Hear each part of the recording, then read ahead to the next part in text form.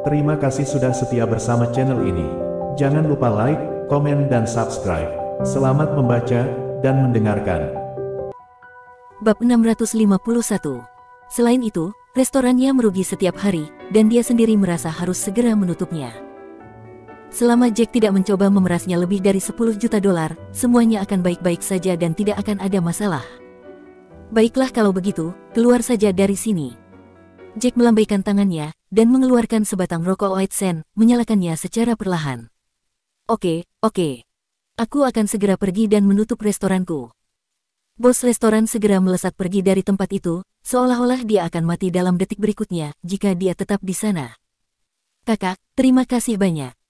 Kami tidak akan tahu apa yang harus dilakukan jika bukan karena Anda. Tiger memandang Jack setelah bos pergi, matanya merah. Dan, istriku mungkin akan diganggu oleh para gangster itu jika kamu tidak ikut denganku.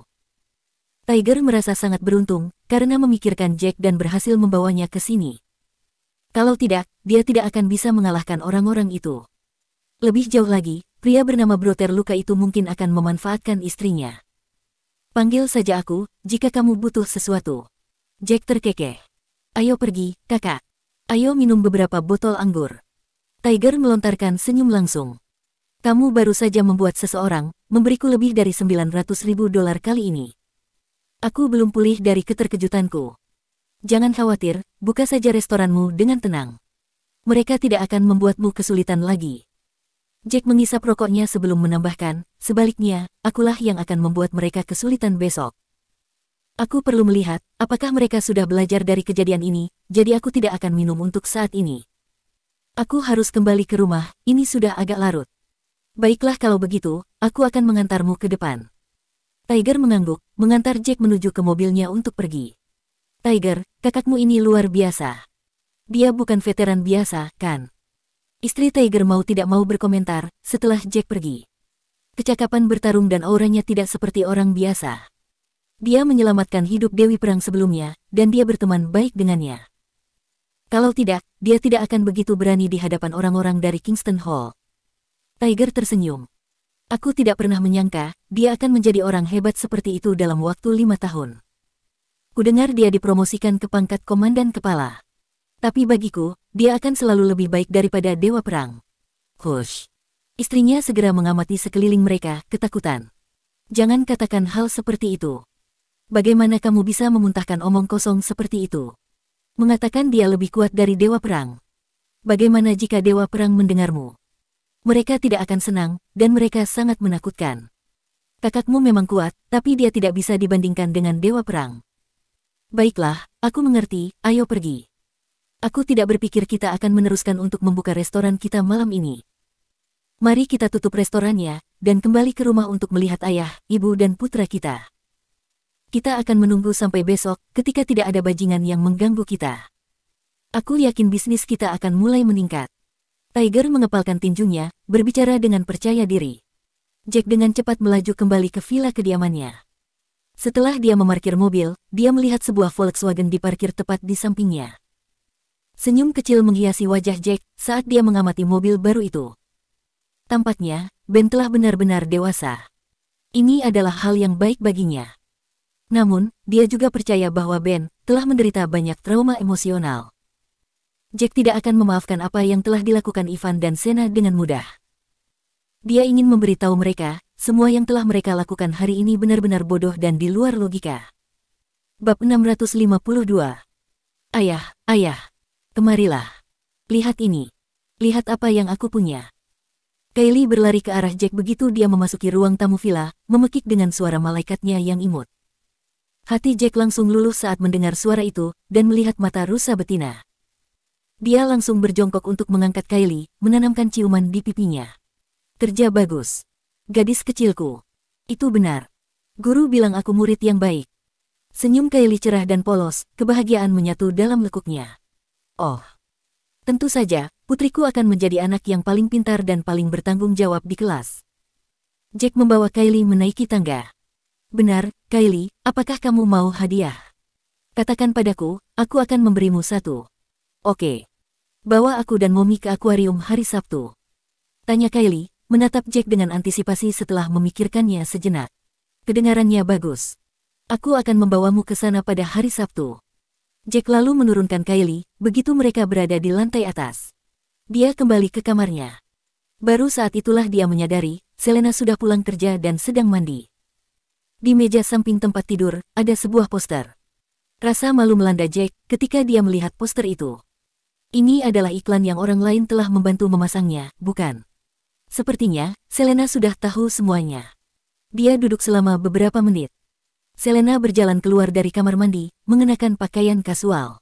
Sedikit kehangatan menghiasi bibirnya ketika dia melihat Jack. Kamu benar-benar ingin mengirim gelombang ke seluruh kota, bukan? Berapa banyak uang yang kamu habiskan untuk mengiklankannya secara luas? Sepertinya, kamu tidak akan mencapai hasil seperti itu, jika kamu tidak menghabiskan setidaknya 10 juta dolar. Ibumu akan mengkhawatirkan keuanganmu lagi. Jack tersenyum malu. Sayangku, aku hanya ingin hari ulang tahunmu dikenal di seluruh kota, sehingga kamu memiliki kenangan yang indah. Namun, aku tidak memasang iklan itu. Aku tidak suka terlalu mencolok. Selena terkejut ketika dia mendengar itu. Tidak mungkin. Iklan itu seharusnya menghabiskan banyak uang. Iklannya ada di mana-mana dan begitu banyak, sehingga aku malu untuk keluar. Rekan-rekanku sudah mendiskusikan untuk datang saat ulang tahunku. Alisnya berkerut setelah dia merenung sejenak. Aneh, siapa yang akan menghabiskan uang sebanyak itu untuk mengiklankan kita berdua jika bukan kamu? Bukankah ini hanya buang-buang uang? Apa manfaat yang akan mereka terima? Jack hanya bisa tersenyum tipis melihat alis Selena yang melengkung indah. Pikirkan itu, sayang. Tidak banyak orang yang tahu tentang ini, dan tidak banyak juga yang ada di sekitarku saat aku membuat pernyataan itu. Menurutmu siapa itu? Secara alami, Selena, sebagai wanita yang tajam, segera bereaksi ketika Jack mendorongnya. Tidak mungkin, Sena. Tapi kenapa dia melakukan ini? Terutama ketika Ivan baru saja dipukuli habis-habisan olehmu. Kenapa dia melakukan ini dengan Ivan? Mereka masih berpikir aku telah diracuni. Racun itu diharapkan akan bekerja pada hari ulang tahunmu, dan mereka ingin menonton pertunjukan. Apakah kamu mengerti? Jack berbicara ringan sambil tertawa kecil. Selena akhirnya mengerti, benar, mereka tidak tahu bahwa kamu sudah sembuh. Ivan, bajingan itu. Dia benar-benar ingin semua orang melihatmu mati di hari ulang tahunku, Aku tidak pernah berharap dia begitu jahat. Jack mengangguk. Bagus kalau mereka membantu mengiklankan acara ulang tahunmu. Kita tidak perlu melakukannya sendiri. Berita akan menyebar ke seluruh kota dengan sangat cepat. Bab 653. Selena tidak tahu harus tertawa atau menangis. Ivan dan Sena mungkin akan menikam tenggorokan mereka sendiri, jika mereka tahu apa yang sedang dipikirkan Jack saat ini. Tentu saja, mereka mungkin tidak akan mengiklankan acara itu begitu saja, jika mereka tahu bahwa Jack sudah menyembuhkan dirinya sendiri dari racun.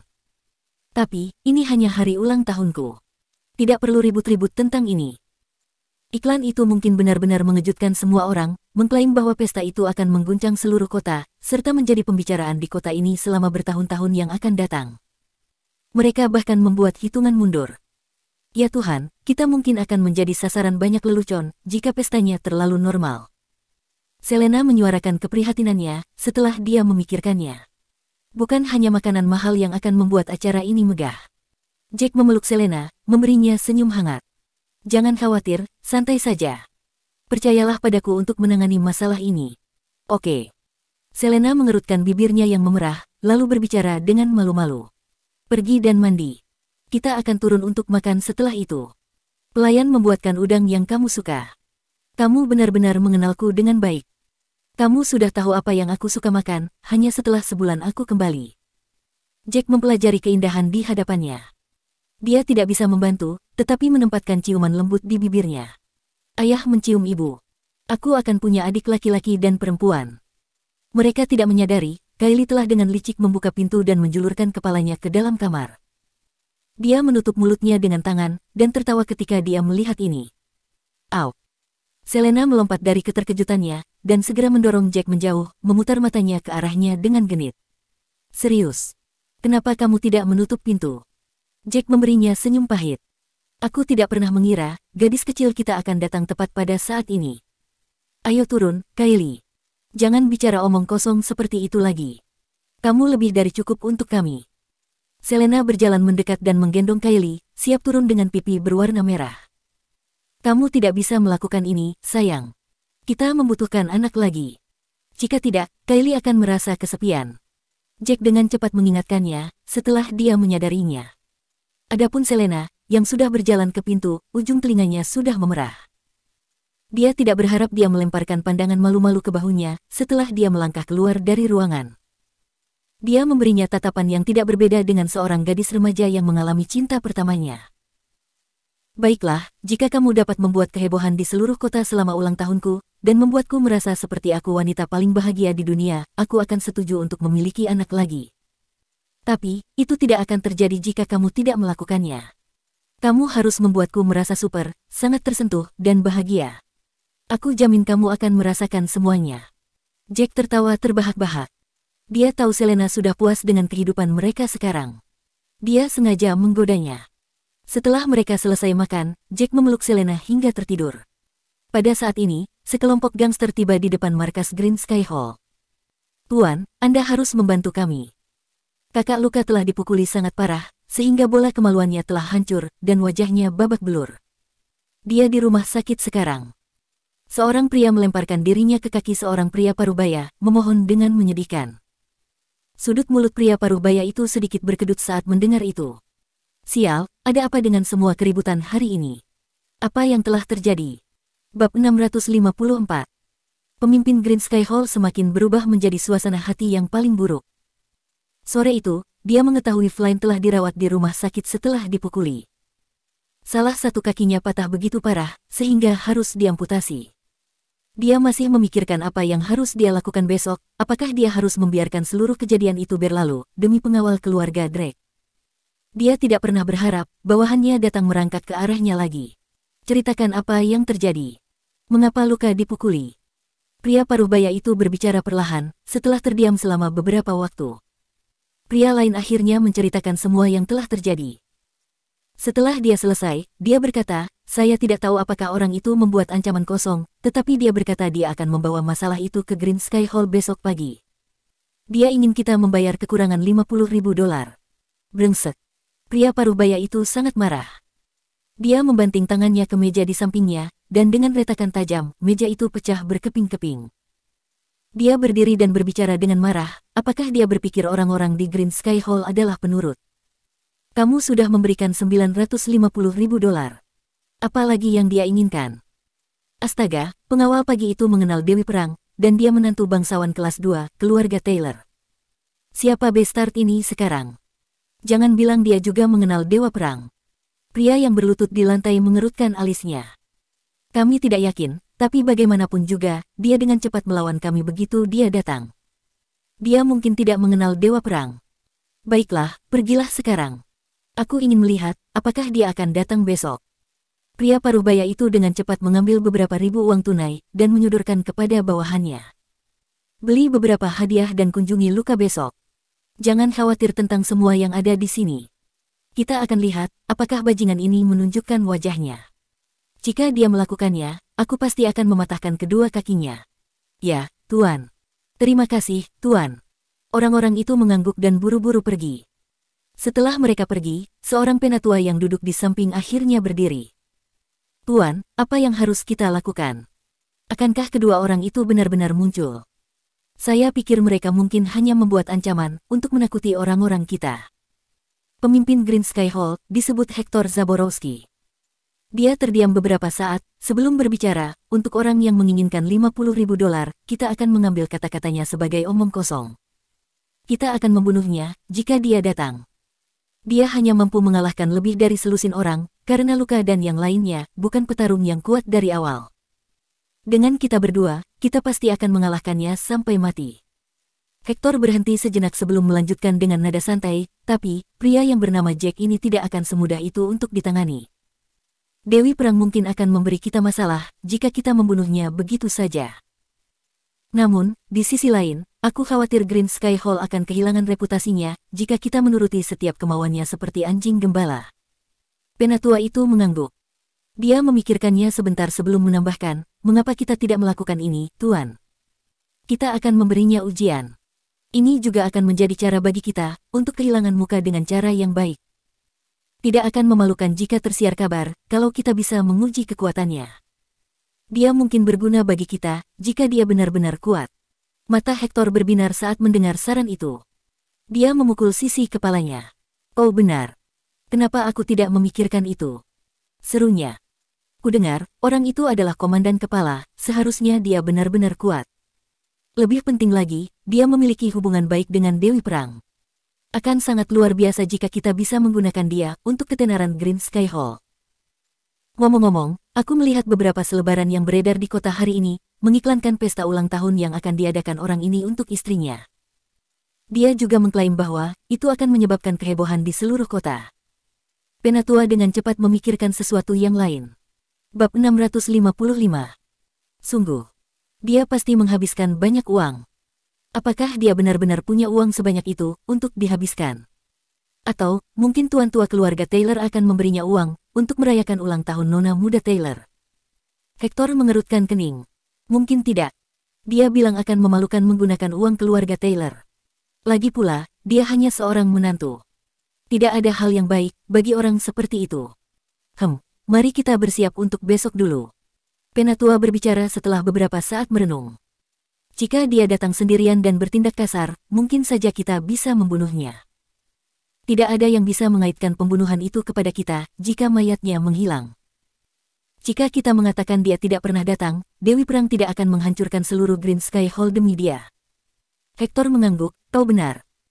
Pria itu menyelamatkan hidup Dewi Perang, tapi dia mungkin seorang dokter di tentara, jadi itu adalah tugasnya untuk menyelamatkan nyawa. Selain itu, Dewi Perang sudah meningkatkan reputasi keluarga Taylor sangat banyak selama pesta ulang tahun tuan tua Taylor. Dia tidak berutang apapun padanya lagi. Jika kita membunuhnya dan berpura-pura tidak tahu apa-apa, yang paling mungkin dilakukan Dewi Perang adalah berpura-pura menginterogasi kita. Keesokan harinya, sekelompok orang sudah menunggu di taman besar, tepat setelah pintu masuk Green Sky Hall. Mereka ingin melihat apakah pengawal dari keluarga Drake dan pria yang berteriak tentang datang untuk mengklaim $50.000 itu benar-benar akan datang. Jack memarkir mobil di pintu masuk. Dia berjalan lurus ketika dia melihat tidak ada seorang pun di sana. Dua tubuh berotot segera menghalanginya setelah dia mengambil beberapa langkah ke taman. Salah satu dari mereka berbicara dengan suara yang menggelegar dan menakutkan, apakah Anda menantu dari keluarga Taylor? Jack mengangguk. Minggir, aku datang ke sini untuk berbicara dengan tuanmu. Aku tidak ingin membuang waktuku bersamamu. Cukup kasar, ya. Pria lain mengepalkan tinjunya. Kamu tidak bisa begitu saja bertemu dengan penguasa Green Sky Hall, kapanpun kamu mau, katanya dengan kejam. Kamu harus mengikuti prosedur kami, jika kamu ingin menemuinya. Kalahkan kami berdua terlebih dahulu. Baru setelah itu, kamu boleh menemuinya. Hector dan sejumlah anak buah Green Sky Hall menyaksikan percakapan itu dari kejauhan. Beberapa dari mereka memiliki senyum dingin merayap di bibir mereka. Mereka ingin melihat seberapa kuat menantu dari keluarga Taylor ini. Bagaimanapun, keduanya bukan sembarang petarung berotot, tetapi mereka adalah dua petarung hebat dari Green Sky Hall. Bahkan, beberapa komandan kepala tidak bisa menandingi mereka. Selanjutnya, itu adalah 2 lawan 1. Itulah mengapa mereka pikir akan sulit bagi Jack untuk menghadapi mereka berdua jika Jack tidak memiliki kekuatan seperti seorang mayor, setidaknya. Jack tersenyum dingin, tidak peduli tentang mereka. Betapa banyak aturan dan peraturan. Karena aku harus mengikutinya, ayo kita bertarung. Setelah dia mengatakan itu, dia dengan lembut menamparkan perut pria itu, gerakannya sangat cepat. Plak. Itu tampak seperti tamparan biasa. Namun, pria besar itu terlempar ke belakang, anggota tangannya seolah-olah menggapai sesuatu, dan dia terbang beberapa meter sebelum akhirnya jatuh ke tanah. Darah menyembur keluar dari mulutnya, dan ekspresinya berubah menjadi suram. Pria lain sudah melemparkan pukulan ke arah Jack. Jack cepat, bahkan sangat cepat. Namun, pada saat dia menyerang pria lain, tinju raksasa datang langsung ke arah kepalanya.